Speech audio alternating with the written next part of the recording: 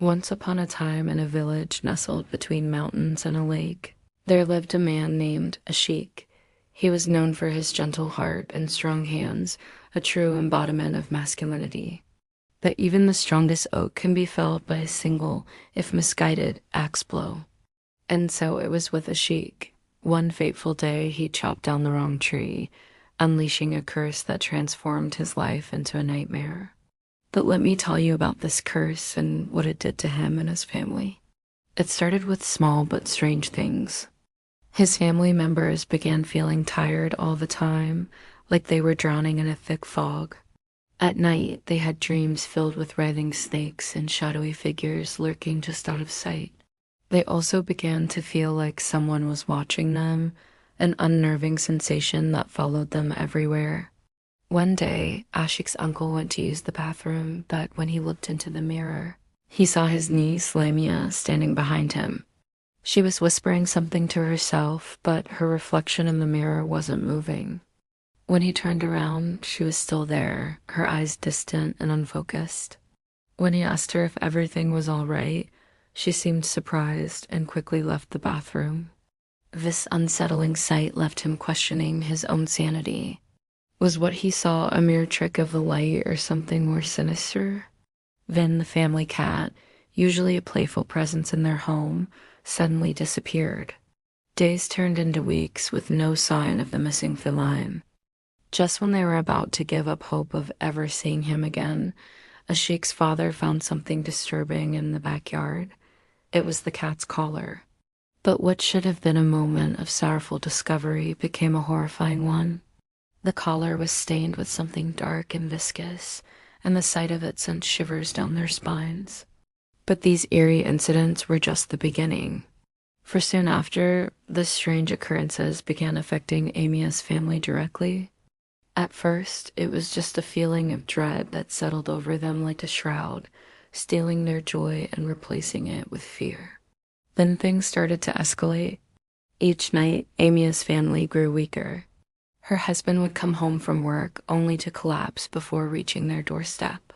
Her parents would sit in their chairs, frozen in mid-conversation, their faces pale and lifeless. Even their neighbors and friends weren't spared from this mysterious affliction. All of them began to experience strange symptoms. Some became paralyzed, others stopped breathing in their sleep. Doctors were baffled, offering condolences rather than cures, and the entire village descended into chaos and fear. But through all this, Lamia seemed untouched. In fact, she appeared more radiant and energetic than ever before. She moved through the village with a lightness that belied the darkness that seemed to cling to her. Each time Ashiq looked at her, he saw not his loving wife, but a specter, a ghost haunting their lives, draining the very essence of their being. When he confronted her about it, she would just smile enigmatically, her eyes glittering with an otherworldly light. It was as if she thrived in the misery that surrounded her, finding pleasure in the despair of others. She never ate, never slept, and yet she seemed eternally youthful, eternally vibrant. This unnatural existence of hers became a torment for Ashiq, driving him to the edge of desperation.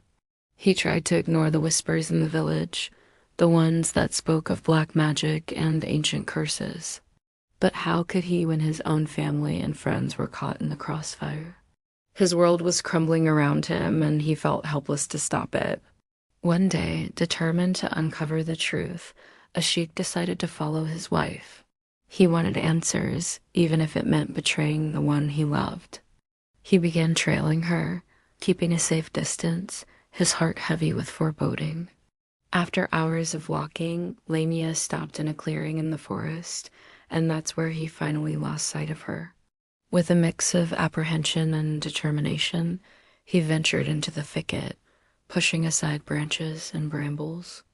The deeper he went, the darker it became, the sunlight filtering through the canopy far above, barely penetrating the dense foliage. As he walked, he heard strange sounds, the rustle of unseen creatures, the snap of a twig underfoot.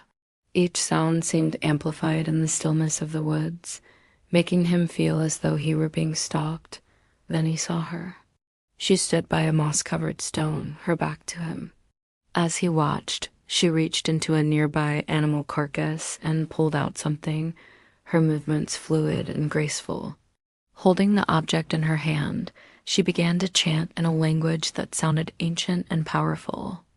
As she chanted, the air around her seemed to shimmer and distort, and he saw the reflection of her face in a nearby pool of water. But it wasn't her face that stared back at him. It was something else, something that sent chills down his spine.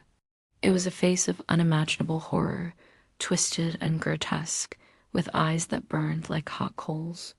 Then, as quickly as it had appeared, it vanished, leaving Ashiq trembling in the clearing. What he had seen, heard, and experienced in that forest was beyond anything he could have imagined. The woman he loved, the woman he had sworn to cherish, was involved in something dark, something sinister. In that moment, he understood that the curse upon his village, the deaths, the disappearances, it was all connected to her. But why? What had he done to deserve this? With a newfound sense of urgency, Ashiq raced back to the village, the clearing and his wife's chilling chant echoing in his ears. He needed to warn the others, to get them to leave the village, to escape the fate that seemed to be waiting for them. But when he got back, his heart sank. His family was gone. Their house was empty, their belongings untouched. It was as if they had vanished into thin air. Days turned into nights, and still there was no sign of his family. The village was in ruins, the once bustling streets now silent and desolate. Ashiq wandered through the empty houses, calling out his family's names, but only silence answered him. He felt utterly alone, betrayed by his wife, abandoned by his family, cursed by an ancient evil. He didn't know what to do, where to go, or who to turn to. He was lost in a labyrinth of despair, unable to find his way out. Then, one fateful night, just as the full moon hung heavy in the sky, Ashiq heard a familiar voice behind him. "Looking for me?" she asked, her tone laced with amusement. Ashiq turned around to see Lamia standing there, her eyes gleaming in the moonlight. Beside her was a figure shrouded in darkness, its face hidden in the shadows. "Who is this?" Ashiq asked, his voice shaking with fear. "Someone who wants to meet you," Lamia said with a smile. They were only the beginning. Ashiq recoiled in horror. Who were they? What did she mean? Before he could ask, the figure stepped forward, its eyes boring into his soul. Then, as quickly as it had appeared, it vanished, leaving Ashiq trembling in the moonlight. Lamia's words echoed in his ears. They were only the beginning. He realized with a sinking heart that he and his family were just the first in a long line of sacrifices, a horrifying truth that chilled him to the bone. In the dead of night, as the wind howled outside, a terrible tragedy struck. Ashiq's mother, who had somehow managed to survive all this time, died suddenly in her sleep. It was as though the Grim Reaper had come to collect another soul. And where was Lamia during this time? She appeared silently behind Ashiq, her face pale and drawn in the moonlight. "I'm sorry," she whispered, her voice echoing with finality. Ashiq, overcome with grief and rage, turned to Lamia, his eyes blazing with hatred. But before he could utter a word, Lamia leaned in close, her lips barely moving as she uttered words that shattered Ashiq's world. They were only the beginning.